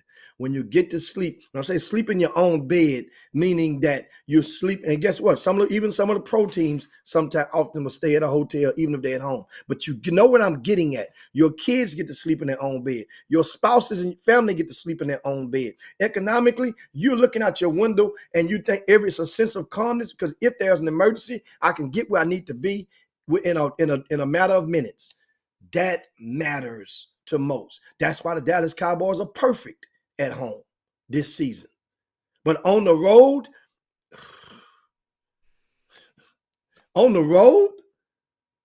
so now you see, and I told you guys, now the conversation starts. It's bitter. It's going to be bittersweet for for Dallas Cowboys. If there's an agreement that they are mulling in place, they better hurry up and sign it, because once the coaches convention rolls around this May from the Texas High School Coaches Association, there is going to be rumblings, and there's going to be something that's going to be pushed to be on the agenda, and that is going to be for the vote to rotate the high school football championships to different cities. That's going to be on the table for discussion. Now, if they're going to vote on it and approve it, it's a whole other thing. That's up to the coaches and the members of that organization that be. But and I told you, this is what's at risk, because now people get to see the advantage, that home field advantage. Even though the teams, Duncanville, DeSoto, even though they slept in their own beds. I mean, they slept in hotel rooms. They were in their own city. They did not have to pack up equipment and go here. They did not have to travel in a cluttered school, a customized, whether it be chartered or part of the district school bus, for 4+ hours. Then get off at a Buc-ee's to go take a pee, and then come back on with some sandwiches that may mess your stomach up, They know everything that was cooked, that they got to eat, was prepared and consumed probably from a restaurant or a vendor that they have eaten at multiple times over. So that means the digestive system, that means nobody ain't got the runs, everybody is good. Those little bitty things go into that when you get to stay at home and you have home field advantage, as opposed to these young people from North Shore, Summer Creek. First time now for Summer Creek. So, they were deer in the headlights to start with. We get that. But I'm telling you, this thing should be 2 to 2 year intervals. DFW, San Antonio, Houston. But at the same time, I do understand. See, people that I spoke with somebody that worked with the Houston Sports Authority this past weekend, and they explained to me that the people at the NRG are very difficult to deal with. They are very difficult when, it's kind of like if somebody wants you in their venue and you got it for 4 hours, but you 4 hours and 10 minutes, there's no problem. They're billing you for that extra 10 minutes. They're making things to the T. That means they really don't want you there as much as you want to be there. It should be a common bent. If that be the case, then powers that be need to sit that person down with the NRG, or those people that are in authority of the decision-making process. Obviously, they're not from Houston, or they're probably not from Texas, because otherwise they will understand the importance of it and sit those people down and let them understand, listen. We need this thing here. We understand the attendance wasn't what wasn't in comparison to what it was what is going to be or has been in AT&T Stadium. We understand that, but it will grow, and the attendance is probably not going to be the same in San Antonio, because that facility is AT&T Stadium. That's Jerry's World, and it has a connection with the success of the premier NFL team in the state of Texas. So guess what? Going to that place, you look around, it's new amenities, it's being there, being in the moment, the largest probably scoreboard in the United States of America, or guess what? That's good for those kids. So once in a lifetime opportunity. However, it should rotate. You have to be fair to the kids and not create an unfair advantage. And that's what the deal will be. That's what you're leaning and what you're heading towards. UIL, open up your eyes. And when this agenda, when this thing come down the pipe, be prepared to do the right thing for the sake of the entire state. Otherwise, nobody from Dallas will ever have to drive especially in region. What is that? Region 1. Yeah, Region 1 is primarily DFW. That means nobody would never have to ride in a car from that region. Region 2 is a combination of DFW teams and Greater Houston area teams is Region 2. Region 3 is primarily Greater Houston. Region 4 is the Valley, San Antonio, Austin, on down in the part of Texas. Now, El Paso is bundled in that Region 1, but they hardly ever would be able to stand a viable chance. But that's the thing, and people will make excuses all day long, but it's going to balance off economically. Think about it like this and go further. Do you guys have any idea how much economic impact, meaning that the state tournament does for DFW each year that is there? The football tournament, that is the state championship, I'm sorry. That means how many gas stations going to get extra revenues from out of state, from those visitors that have driven there? They're going to gas up at least before they leave town. Most people do that. They're going to top off when they arrive there. Most people do that, right? Restaurants, fast food restaurants, While you're there in between games, you're going to the clothing stores, you're going to the mall. They have an outlet up there. Those are additional revenues that is derived. Hotels. All of that is going there. So you mean to tell me so San Antonio doesn't deserve, they have an NFL football stadium there. Well, they have a football venue that has the capacity to hold there. They doesn't deserve to get a year or two of additional revenues in that, which they do. They get it for basketball. So I understand. You can take them out of the mix, but they leave me in. But still, Houston doesn't deserve to have the opportunity to get that, because of course you want those things in a dome stadium nowadays because of the weather. State championships in December, you never know what it could be, even though we have global warming. But it deserves the opportunity to get that influx of revenues to come into that city. That means that's more. Now, unless DFW has a deal in place, and the UIL can make DFW give a deal in place where they can go and give a portion to that money and revenue share like it would in the NFL or something, which I doubt very seriously they would do. See what I'm getting at? It's bigger than just football. It's economics at play. Think about how many people that went up there that on the average that probably had to come back home and their check engine light probably went on. Their car's at the shop right now. Their car's at the shop right now. There was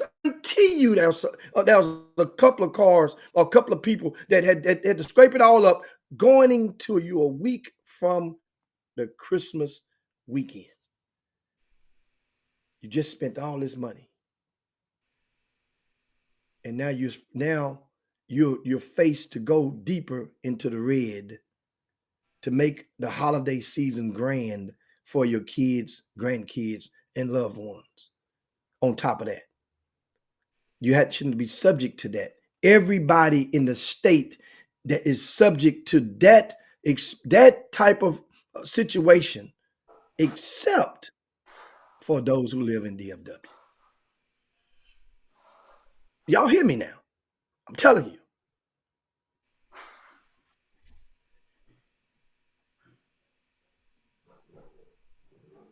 Paul Miranda says, why does the revenue thing have anything to do with the kids having the experience of playing in Jerry's world? So you've anointed Jerry Jones as the king of Zamunda. So, Jerry's world is only made up and only for what you build it up to be. Don't get it twisted. The facility is a great facility. It's brand new. But the people get there, they say, okay, this is where, if you're a quarterback, this is where Dak plays. Okay, good. But at the same time, in the day, your Cowboys haven't won but one playoff game in 30 years. One playoff win in 30 years. On the road. On the road. It's on the road. So, you guys, economics does mean something. Economics makes the world go round. Economics, that's money make the world go round. That's what it means, Paul Miranda. When you start looking at it, it takes a toll. Takes a toll. Those are time spent away. All those superintendents got to be administrators on duty. They're going to be their way. I'm not saying don't do it there. See, y'all, you're missing it. I'm saying rotate it in intervals. It'll be back there. If it's there in 2025, it'll be back there in 2031. It's coming back.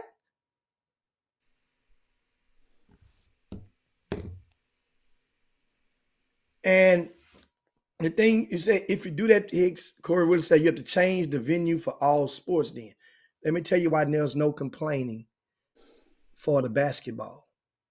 There's been no complaining for the basketball because San Antonio ain't won at home.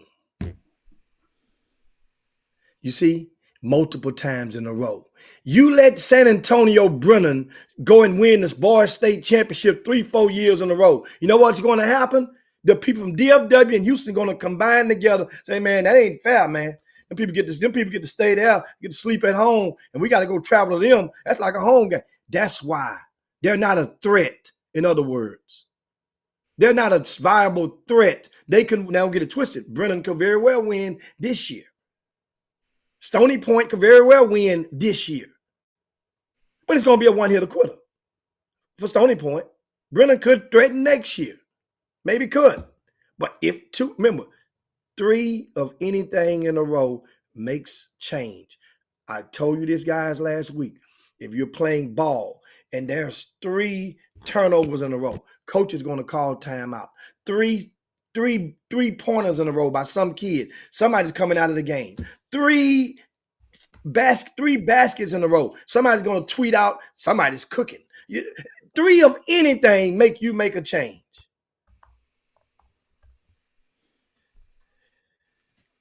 So that's pretty much my vent on that topic. And of course, we are at the top of the hour.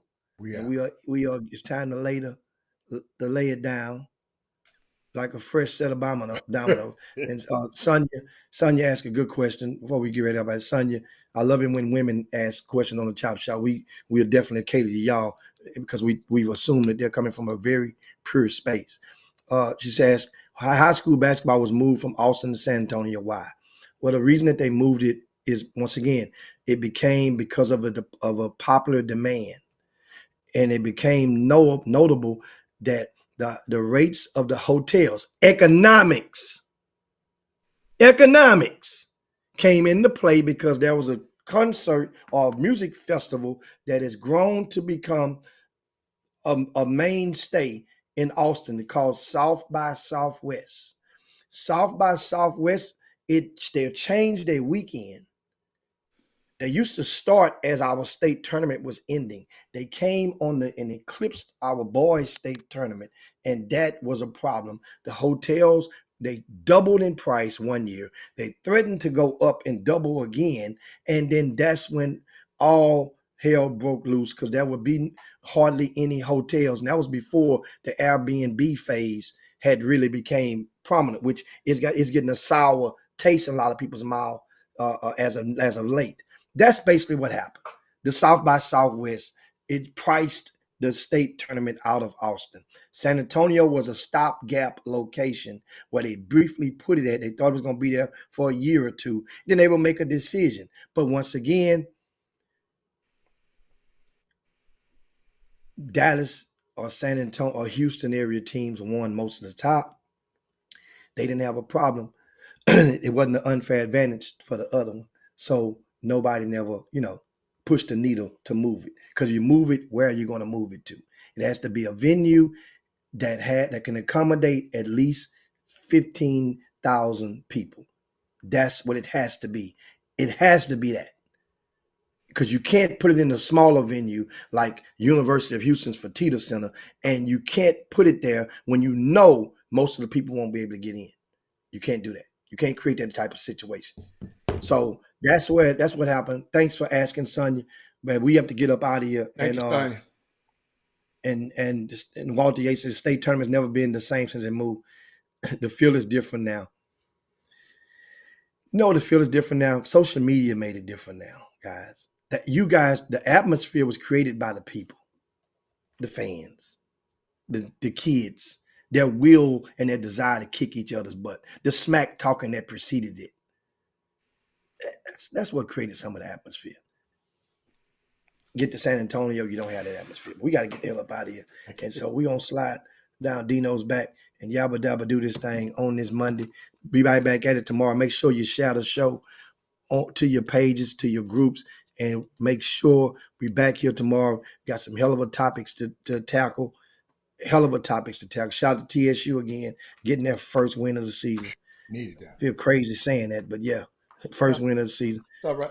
And shout out to Coach Todd Sheldon getting hired on at Prairie. Robert Peck turned the job down, and so they went with Todd Sheldon. He's greatly known around the state. Shout out to him. Prairie View is in action, I think, today, and we'll talk about this U of H game and the doubleheader. We'll talk about that on tomorrow. and we get our thoughts together on that. Of course, Terrence Arsenault expected to miss the rest of the season with his injury. That's sad. And we'll break that down. Come on back. We'll talk about a lot of the tweets out there about playing time for freshmen and stuff. You guys know I can't wait to do that. And Doug Jones had one for you, Hatter, as you go out the door. And no, I ain't got time. Doug, I'll see Doug tomorrow. I got to get out of here. I love y'all. We'll see y'all tomorrow. We up. Y'all know. Peace, man. Jim Hicks, Rob Hatter, you are now tuned in to the Chop Shop. I'm Retro, let's get it. We in the Chop Shop, we live in the Chop Shop. We talking sports talk, we live in the Chop Shop. We in the Chop Shop, I'm talking sports talk. So turn your dials up, it's live in the Chop Shop. We in the Chop Shop, we live.